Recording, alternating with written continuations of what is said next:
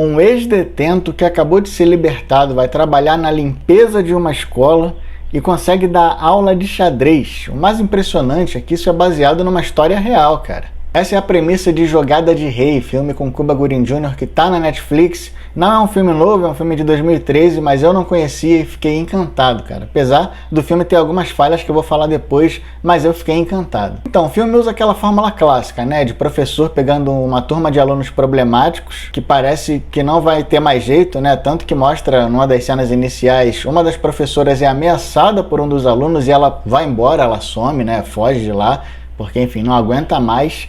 E aí a diretora pede ajuda do Cuba Gooding Jr., que, enfim, não tem ninguém mais para olhar os alunos, e ela fala, pô, se você puder, olha a turma aí e tal, dá uma ajuda aí, porque não tem ninguém para colocar. E aí ele chega lá e ninguém respeita ele, porque ele é o cara da limpeza, né? Eles pensam, pô, o cara da limpeza, ninguém, pra que a gente não ouve? Nem a professora vai ouvir ele.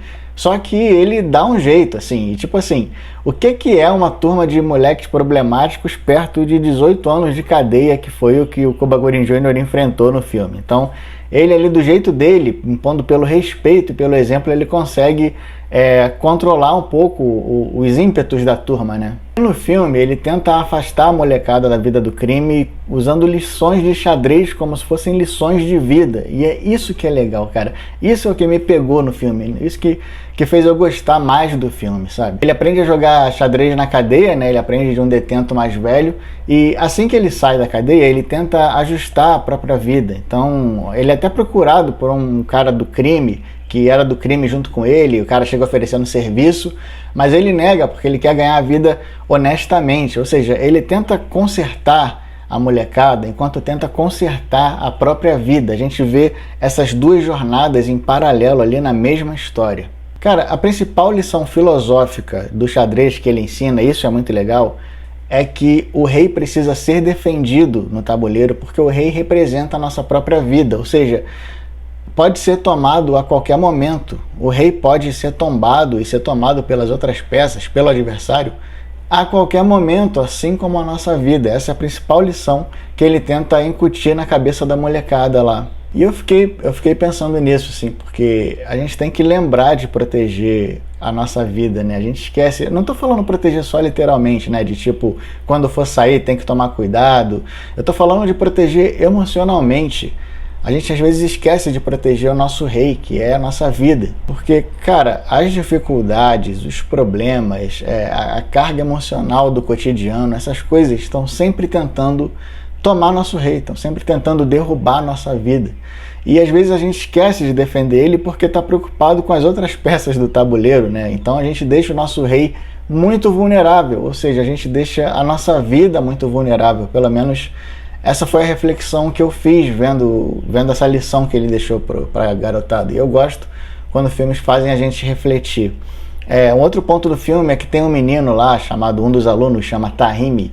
Ele é muito bom no xadrez, né? Ele tem um talento natural e o Cuba Gooding Jr. tenta ensinar os outros, ele ensina xadrez aos outros alunos, mas ele foca no Tahimi porque ele sabe que esse garoto tem talento para ser um jogador profissional de xadrez. Então o Cuba Gooding Jr. foca ali as atenções nele, né? O problema, e isso é outra coisa que eu fiquei pensando, é que o Tahimi tem um lar desestruturado, ou seja, ele não tem nem certidão de nascimento, então ele já está até flertando com a vida do crime.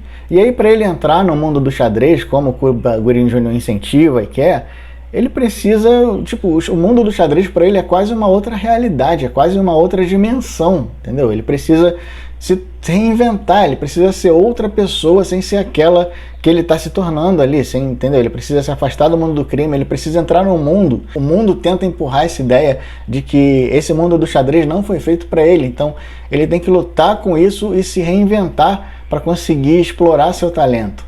E aí, de novo, eu trouxe para minha vida pessoal, claro que assim, mal comparando a situação do Tahimi, nossa, não tem nem o que comparar, gente, mas é uma reflexão que a gente fica fazendo com a nossa própria vida, né, trazendo para a minha realidade, que é mais privilegiada, etc. Eu fiquei 12 anos no mesmo emprego, e a impressão, depois que eu saí, depois de ter ficado 12 anos, é que eu ainda estava submetido aos valores daquela empresa, quer dizer, muito do que eu sou hoje é resultado dos anos que eu passei naquela empresa. E aí quando eu saí eu queria fazer algo diferente, mas eu estava me sentindo culpado, porque eu ainda me sentia aquela pessoa lá daquela empresa, aquele funcionário. Então eu falava, pô, quando eu decidi abrir o canal aqui no YouTube para falar de filme, é como se eu estivesse virando outra pessoa. É como se eu pensasse, pô, cara, o que o pessoal do trabalho vai achar, sabe? Vendo que o Dan virou youtuber. Eu fiquei pensando isso e ainda penso isso. Então, eu tive que mudar uma chave na minha cabeça, como o Tahimi precisa virar lá na dele. Claro, já falei, mal comparando as situações, né? Mas a gente precisa virar uma chave e se reinventar e ser outra pessoa para explorar aquilo que a gente acha, que a gente sabe que a gente tem talento ou que gosta de fazer. É isso, eu gosto de falar de filmes, eu gosto de trazer novidades e críticas aqui para vocês. Inclusive, já vou até aproveitar o jabá aqui, se inscreve se você veio até aqui, deixa o like, e você me ajuda demais. Então eu fiquei pensando nisso, que assim como Tahimi, a gente às vezes precisa se reinventar e não se preocupar com as outras peças, com o que as outras peças da vida estão achando da gente. Enfim, a gente tem que ficar de olho na nossa própria vida, no nosso próprio rei. Falando um pouco das falhas do filme, eu acho que é isso, o filme me emocionou, eu achei bom, só que o filme tem muita... o diálogo do filme tem alguns diálogos que não parecem muito reais, assim, muito realistas, né? Foi baseado em fatos, né? Baseado numa história real, só que tem diálogos que não são tão realistas. E a história, eu acho que às vezes dá um atropelo muito grande. Tem uma hora ali que acontece um evento trágico, mais ou menos no meio do filme, que eu acho que os personagens... A gente sabe que eles não superaram, só que a impressão que dá, pela forma como foi mostrado, parece que eles superaram muito mais rápido do que a gente imaginou.